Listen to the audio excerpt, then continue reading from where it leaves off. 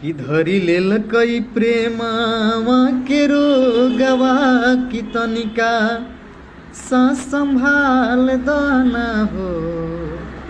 कि धरी लेल कई प्रेमवा के रोगवा कि तनिका सा संभाल दाना हो। ई डॉक्टर साहेब दिलवा छतिया से निकाल के पत्थरवा वही जे डाल दान हो।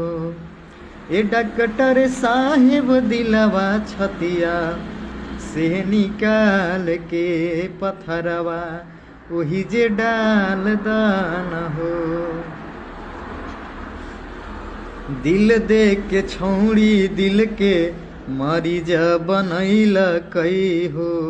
जतना हंसल कई ओकरा से ज्यादा रोइल